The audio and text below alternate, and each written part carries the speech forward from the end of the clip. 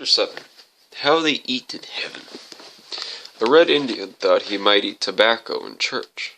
Loanne had closed her eyes and put herself in a trance to dig this item out of her fourth grade memory, the way witnesses at a holdup will get themselves hypnotized to recollect their color of the getaway car.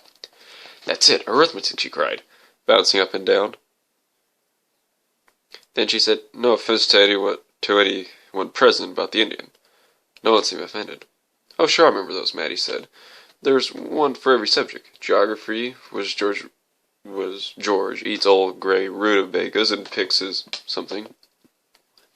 "What would it be?" "Oh, gross," Lan said. "Gag a maggot." "I couldn't think of a solitary thing George might pick that started with Y." "Maybe you haven't got it quite right," I told Maddie. "Maybe it's something else, like Pulse's yarn." "Plants' yard?" offered Luann. "Pet his yak," said the dark, handsome man, who was half of a young couple Maddie had brought along on the picnic. Their names had not yet gotten straight. S something and S something. The man had been an English teacher in Guatemala City. This whole conversation had started with the rhyme he used to help students remember how to pronounce English vowels. Then we got on to spelling. "What's a yak?" Luann wanted to know. "It's a type of hairy cow," he explained. He seemed a little embarrassed. Luann and I had already told him 3 or 4 times that he spoke better English than the 2 of us combined. We were flattened and sprawled out across the rocks like a troop of lizards stoned on the sun, feeling too good to move. Luann's feet dangled into the water. She insisted that she looked like a Sherman tank, in short, but I ended up wearing them anyway, and a pink elastic tube top, which, she informed us, Angel called her boob tube. I wore jeans and regretted it. February had turned mild again, and right after the frost, and March was staying mainly on the sweaty end of pleasant. Luann and Maddie kept saying it had to be the warmest winter on record. The old-timers somewhere down the line would look back on this as a year we didn't have a winter, except for that freeze you got on Valentine's Day. So we'd have green tomato pie. When the summer wildflowers started blooming before Easter, Maddie said the Lord was clearly telling us to head for the hills and have us a picnic. You could never tell about Maddie's version of the Lord. Mainly, he was just one darn thing after another. We come to a place you would never expect to find in the desert, a little hideaway by a stream that had run all the way down from the mountains into a canyon, where it jumped off a boulder and broke into deep, clear pools. White rocks sloped up out of the water like giant, friendly hippo butts. A ring of cottonwood trees cooled their heels in the wet ground, and overhead leaned together, then apart, making whispery swishing noises. It made me think of Gossip, the game we played as kids, where you whisper a message around a circle. You start up with Randy walks to the hardware store, end up with Granny has rocks in her underwear drawer. It had been Luann's idea to come here. It was a place she and Angel used to go when she first came to Tucson with him. I didn't know if her choice was a good or bad sign, but she didn't seem happy to be here without him. She seemed more concentrated than the rest of us would like. Concerned than the rest of us would like. "So is this place okay? You sure?" she asked us, until we begged her to take our word for it. It was the most wonderful picnic spot on the face of the earth, and she relaxed. "Me and Angel actually talked about getting married right up here," she said, dipping her toes in and out. "They were Jesus books here. Not the long-legged, graceful kind we had back home. These were shaped like my car, and more or less careened around on top of the water. The whole gang of them together looked like the graduation night in Volkswagen." "That would have been a heck of a wedding," Maddie said. "A hefty hike for the guests." "Oh no, we were going to do the whole thing on the horseback." "Can't you just see it?" "I could see it in People magazine, maybe. What we might discuss for anything horsey. I always forgot that Angel had won Luann's heart and stolen her away from Kentucky during his days as a rodeo man. Anyway," she went on, "we could never have gone through with it on account of Angel's mother. She said something like, "Okay, children, go ahead. When I get thrown off a horse and bash my brains out on the rocks, just step over me and go on with the ceremony." The English teacher spoke softly in Spanish to his wife, and she smiled. Most of the conversation seemed to be getting lost in the translation, like some international form of the gossip game. But this story had come from Miss Ruiz's Spanish.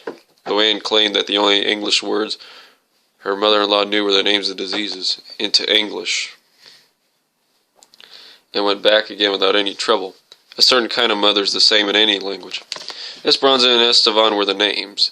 It led you to expect twins, not a young married couple, and really there was something twinish about them. They were both small and dark, the same high-set, watching eyes and strong-boned faces. I had admired in the bars and gas stations and postcards of the Cherokee Nation. Maddie had told me that more than half the people in Guatemala were Indians.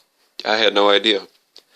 But their Esteban's smallness made him seem compact and springy, as though he might have steel bars inside where most people have flab and sawdust. Esperanza just seemed to have shrunk, exactly like a cool sweater and washed and hot. It seemed possible that her hands could be so small that all the red and blue diamonds and green birds that ran across the bosom of her small blouse had been embroidered with regular-sized needles.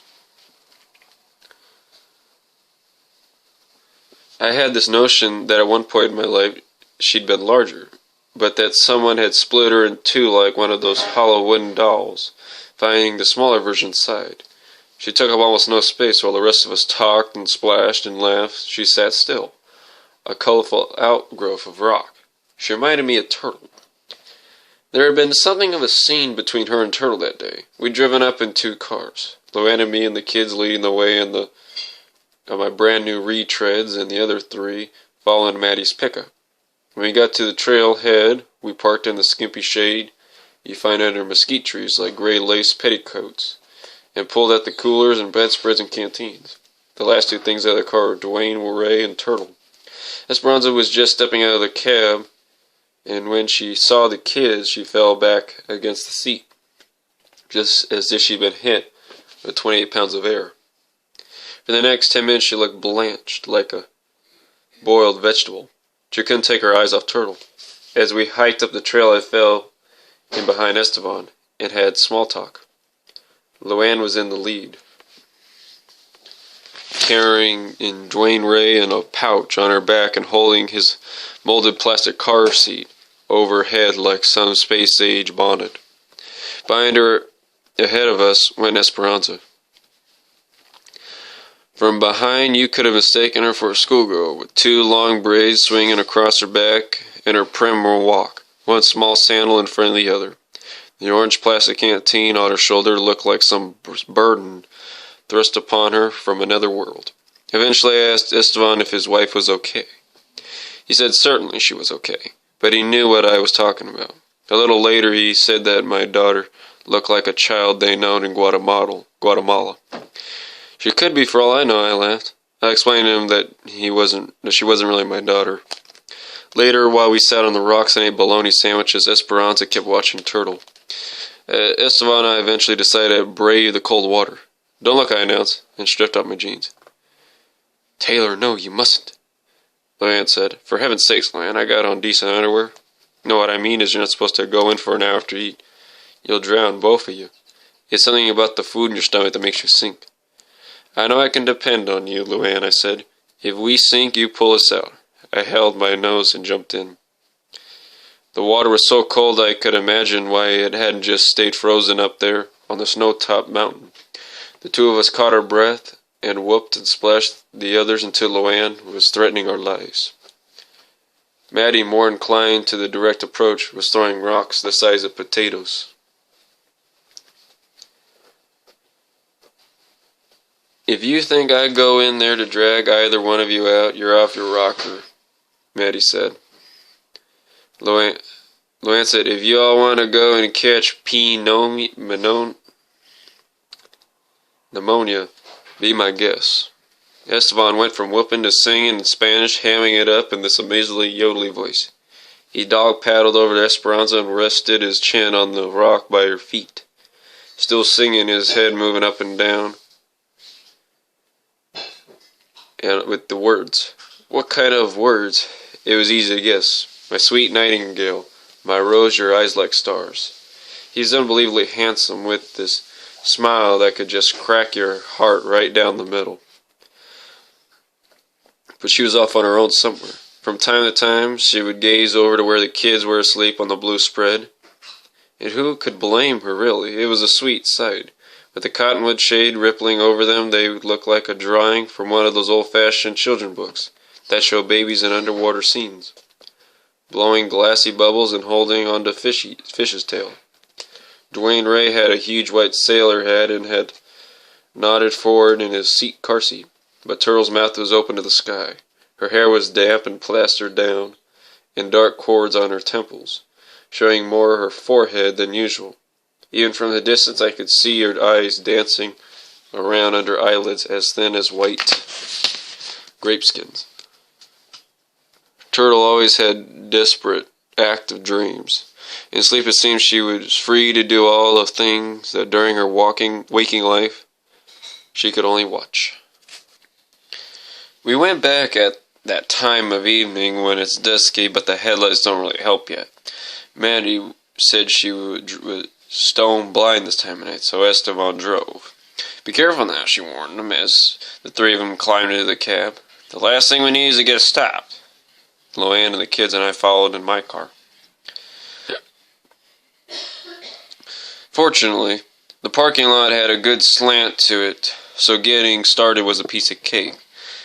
I hardly had time to curse, and we caught right up. Maddie needn't have worried. Esteban was a careful driver.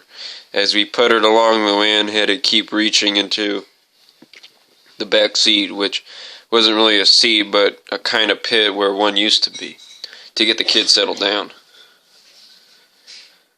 They had both slept through the entire hike back, but now were wide awake. Oh shoot, I've sunburned the top half of my chest, she said, frowning down her chest. Or the top half of my boobs, I think. Strut marks and all. Maddie's pickup stopped so fast I nearly rear-ended it. I slammed on the brakes and we all pitched forward. There was a thud in the back seat, and then a sound halfway between a cough and a squeak. "Jeez, that was Turtle," I said. "Loanne, that wasn't her, was it?" She made that sound. It was her neck. Is her neck broken? She's fine, Taylor. Everybody's fine.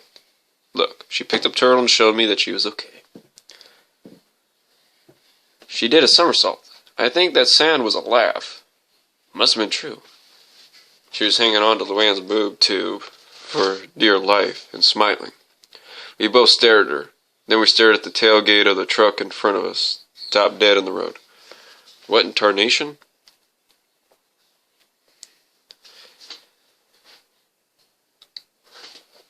Luann asked. I said I didn't know. Then I said, look, in the road up ahead there was a quail, the type that has one big feather sprouting out the tail, the front of its head, like a 40s model lady's hat. We could just make out that she was dithering back and forth in the road, and there we gradually could see that there were a couple dozen babies running around her every which way. They looked like fuzzy ball bearings rolling around in a box. Our mouths opened and shut as we froze where we sat. I suppose we couldn't have honked and waved, and it wouldn't have raised any more pandemonium than this poor mother already had to deal with. But instead we held it perfectly still. Even Turtle. After a long minute or two, the quail got her family herded off the road into some scraggly bushes. The truck's brake lights flickered like a wink, and Esteban drove on. Something about the whole scene was trying to make tears come to my eyes. I decided I must be about to get my period.